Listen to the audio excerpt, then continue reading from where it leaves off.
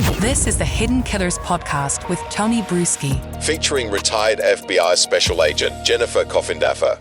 Gypsy Rose Blanchard is now a free woman. If you've been following this case over the last 10 years, you're well aware of the absolute horrible horror story of a life that this young woman has led in her 32 years on this planet. Now, for the first time, really facing what freedom truly is. Lots of questions about how this is going to be handled, how she can integrate into life, and some of the decisions that have already been made out of her free will now that she is out of jail. To discuss, joining me, Jennifer Coffindaffer, retired FBI Special Agent.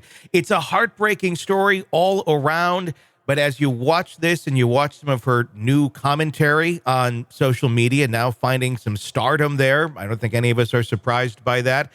Are you taking a pause at all, especially as a parent, maybe looking at this going, this could go bad really quick?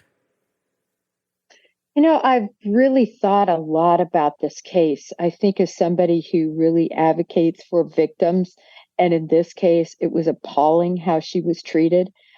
Am I trying to make some excuse for her actions? No. It was wrong what she did, getting an online boyfriend to viciously stab and murder her mother. But this is how I finally have come to some peace with it, Tony. She was charged. She was convicted in a plea deal, and she served the time allotted. Mm-hmm. In other words, she received 10 years. She was released early, and it all went through the normal judicial process. So in my mind, she has served her time, and served her time that the judiciary said she should serve. So I think she is and should be considered completely free, punished, and now able to live without that scrutiny anymore because she's had it. Mm-hmm. She's a convicted felon, and she served 8 years of her life. So having said that, I find it interesting because I am surprised at, as an example, 6 million people who are following her steps. And in other words, that support her. Mm-hmm. That's a lot of people that are standing behind her. And to me, it's a statement saying, listen, we are so opposed to child abuse. And for those who make it out alive, bravo. Yeah. We're behind you. Do I see it as a potential pitfall, Tony, in terms of will she be able to really handle the stardom and everything fresh out of jail? We'll see. Yeah. She's used to being in the limelight, don't forget. This isn't not new to her. It's just new in a different realm. That's true. Navigating it is where I'm concerned, and I hope that she has some good guidance and good support and good people that are there for her, because I can imagine people are coming out of the woodwork with offers for her. Do this, do that. We want to hear your story this way. We want to hear it that way. And it is her story to tell. This is her life. I fully agree and support that she can be out there and do that.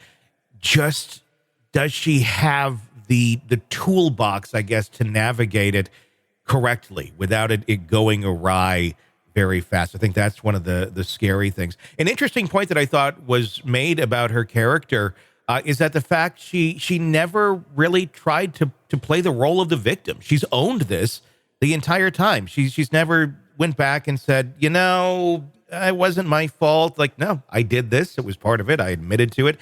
I think that plays well for her character going forward.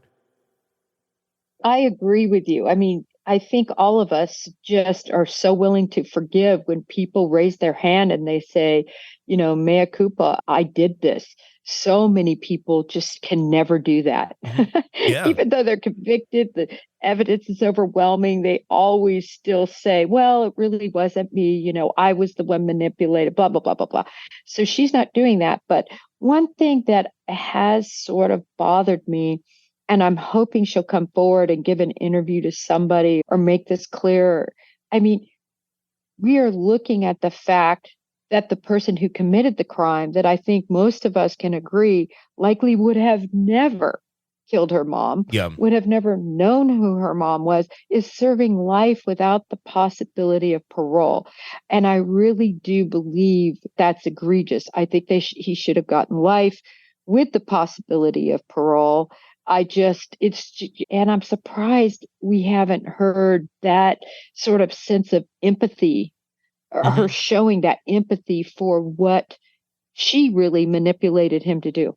Sick of the ads? We are too. Start listening with no commercials now and get access to all of our episodes in advance of everyone else. Become a True Crime Today Premium Plus subscriber on Apple Podcasts. Search True Crime Today Premium Plus on Apple Podcasts or go to our podcast page and sign up now. True Crime Today Premium Plus. Sign up now.